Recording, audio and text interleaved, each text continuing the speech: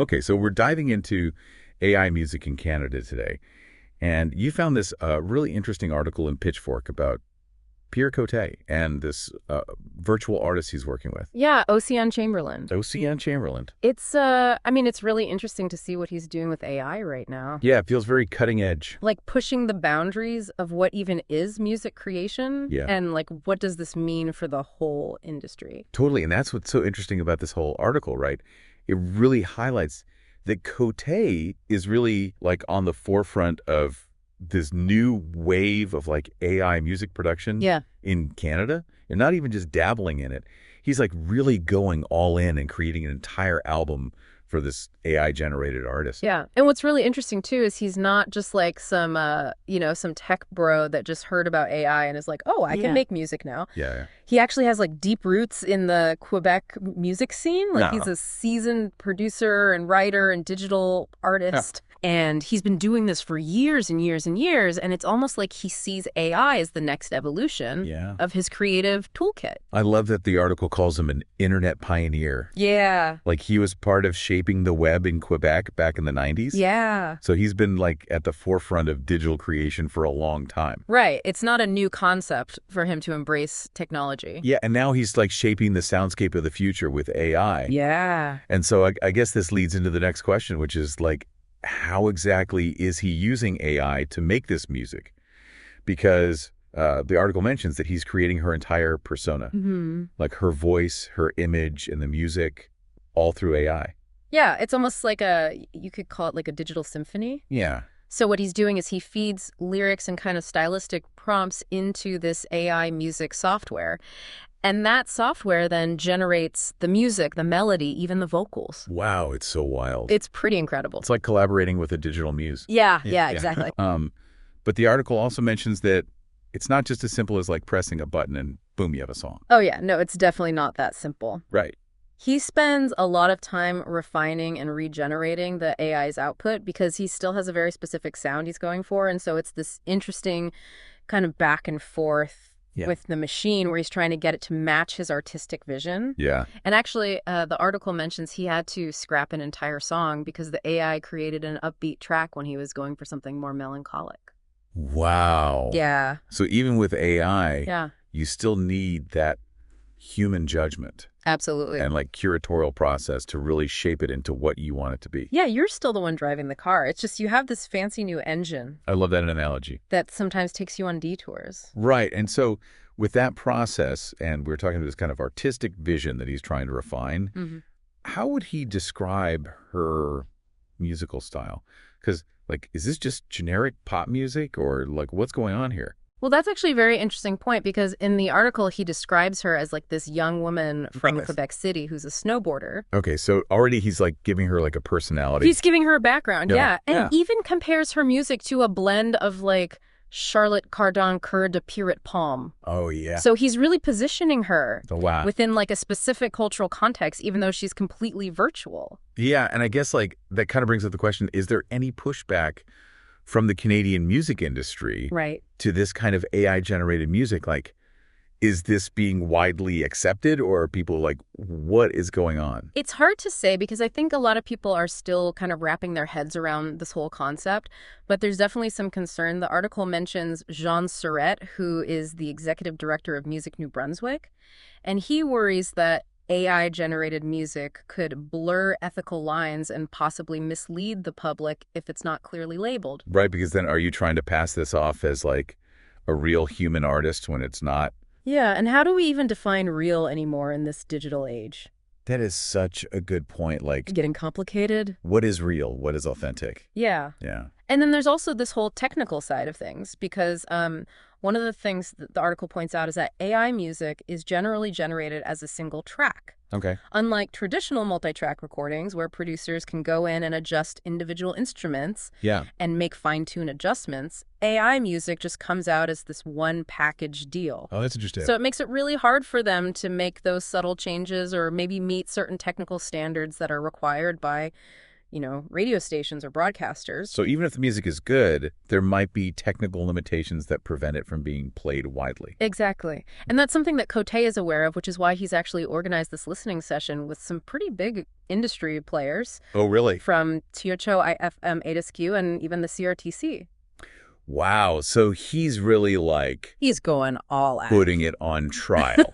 He wants them to hear the music and decide, is this good enough to be played on the radio? Wow. Regardless of how it was made. It's like almost trying to break down the barriers between AI music and traditional music. Yeah. To say, hey, this is all just music now. Exactly. It's all just sound waves at the end of the day. Yeah. And I guess this kind of brings us to the question of Canadian content rules, right? Yeah. How does this factor in, because this is something that we think about a lot with music and media in Canada. Absolutely. So how do these rules apply to AI music?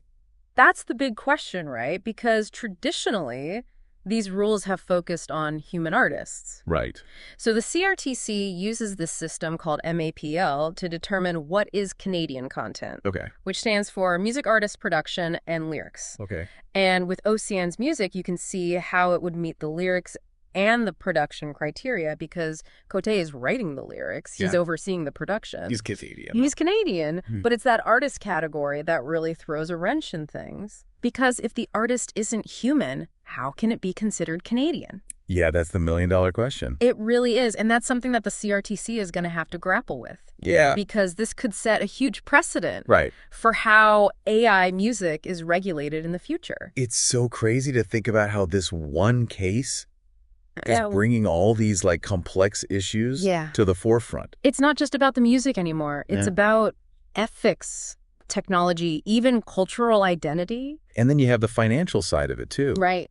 Because how are royalties going to be distributed for something like this? Exactly. Is it going to the AI software developers, the companies behind the tech, or is it going to the human producer who's guiding this whole process? It's a whole new world. It really is uncharted territory. Yeah, and this is why I'm so fascinated by this case study and we've been talking about.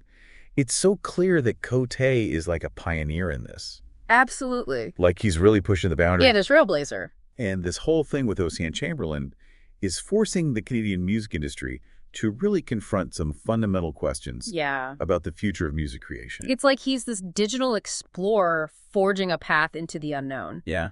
And it's going to be really interesting to see where that path leads, not just for him, but for the entire industry. Totally. This really does feel like a big shift in how music is made. I agree. And Côté is right in the middle of it all, pushing things forward with Océanne. But even with the tech, his vision is really important, right? Oh, totally. Yeah. It's not like he just types in lyrics and lets the AI do its thing. Yeah. The article makes it very clear that he is hands-on the whole time. Yeah, he talks about spending hours and hours refining what the AI comes up with, tweaking it, regenerating it until it gets to where he wants it to be. He even said he had to scrap a whole song. Wow. Because the AI made something upbeat when he was going for a much more melancholy feel. That's wild. Yeah, so you can tell he's really controlling the creative process. Yeah. It's not just AI magic. Right. Poof, here's a hit song. It takes work. It still takes an artist. It takes a skilled artist for sure. And that's what makes this so interesting because Côté gets that, he's not just some tech person. He's a musician, a composer. He understands how to use this new tech to get his ideas out there. That makes a lot of sense. And I'm also really struck by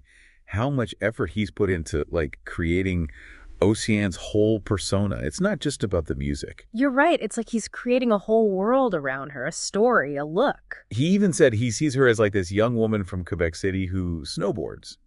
And he compares her style to other French-Canadian artists like Charlotte Cardin-Coeur de Pierrepont. It's he's really carefully shaping her image and her personality, even where she fits in culturally. Exactly. And it makes you wonder, why even bother? Why not just make great music with AI and leave it at that? Well, I think he's smart. He gets how the industry works. It's not enough to just have good music. You need the whole package, the artist, the image, the connection with people. So he's trying to make a real artist, even if she only exists digitally. Exactly. And that's what I think is so groundbreaking. It makes us question what an artist even is now with AI. It really does. And thinking about the Canadian music industry, I have to wonder how this could affect musicians who are, actual people. That is a huge question, and I don't think anyone really knows the answer yet. Some people are worried AI could take jobs from musicians and make human creativity less valuable. Yeah, that's a real concern. But couldn't you also see AI as something that helps musicians, give them more creative options? Definitely, AI could help them technically to experiment with new sounds, to collaborate in new ways. It could even help independent artists who can't afford expensive studios and equipment. Imagine anyone could make professional music with AI just using a laptop. It's a double-edged sword. There's the possibility for huge changes and for really cool new things. It'll be interesting to see what happens over the next few years. For sure. This all brings us back to those technical and legal challenges with AI music. The article talked about AI music being made as a single track. Right. Unlike a normal recording where you have separate tracks for each instrument with AI, you get the whole thing at once. Interesting. So producers can't just tweak things or adjust things to meet radio standards or what broadcasters need. So the music might be great, but there could be technical reasons why it can't be played. Exactly. And Côté knows this, which is why he set up that listening session with all those big names. From CHOI and 80s Q and the CRTC. Yeah, he's basically saying, listen to this and tell me if it's good enough for radio. Wow. Forget how it was made. It's a bold move. It is. And he's also trying to be proactive about the rules, by talking to the CRTC, the group that makes the rules for broadcasting in Canada. Yeah. He's starting a conversation about how AI music fits in. Right, because we talked about that MAPL system before, about how they decide what's Canadian content, music artist, production lyrics, and Océanne's music definitely fits for lyrics and production. Yeah, he's Canadian. He wrote the lyrics and produced the music. But when you get to artist, things get tricky. How can AI be a Canadian artist? That's a huge question that could change everything for AI music in Canada. This one case could really set a precedent. Absolutely, and it goes beyond even the legal stuff. There's also the question of how the public will react. Will people like Océanne or see her as a threat? I guess only time will tell. And there are money questions, too. How will they figure out royalties for AI music? Good point. So many layers to this. It's wild. And it goes way beyond just the music. It's about creativity and who benefits from it. It really is a whole new world with all these questions. And Côté is out there exploring it. He's really a pioneer. Yeah, he's pushing the boundaries and making people think about the future of music. He's like a digital trailblazer going into uncharted territory. And we get to watch it happen. Exactly. It's going to be fascinating to see where this goes for him and for the whole music world. It's been really interesting talking about Pierre Côté and Océanne Chamberland. And you can tell he's not just some guy messing around with AI. He really knows the Quebec music scene. Yeah, he's definitely using his experience to see what AI can do in music. It's pretty cool. He's not just making songs, he's creating this whole artistic identity for Océanne with a background and everything. Yeah, like we even said she's a snowboarder from Quebec City.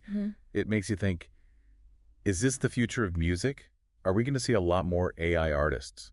It could happen, and it brings up some really interesting questions, like, is this like a human working with a machine, or is AI just a tool for us? It's getting hard to tell where one ends and the other begins. But what I find interesting is that Côté keeps saying we should focus on the music itself, not how it was made. That's a really good point. He wants people to judge Océanne's music on whether it's good or not on the fact that AI made it, and that's why he's doing that listening session with the people from CHOI FM, 80s Q, even the CRTC, the ones who make the rules for broadcasting. So it's like he's putting AI music on trial. What do you think this means for AI music in Canada? It could be a big deal if these industry people like what they hear it, could open the door for more acceptance of AI music, maybe even change how the CRTC handles it with those Canadian content rules. Right, like that MAPO system we talked about, music artist production lyrics. Océanne's music definitely fits for lyrics and production. For sure. Côté wrote the lyrics, he produced the music. But that artist part gets complicated. Yeah, how can AI be a Canadian artist? It's a question they'll have to figure out, and it could change how AI artists get treated in Canada. Will they get funding, airplay recognition? Who knows? And then there's the question of how the audience will react.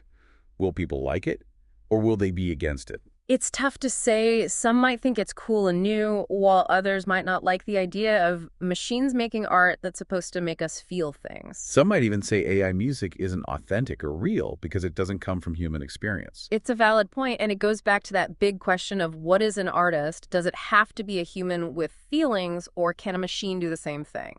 And we can't forget about the money part of it.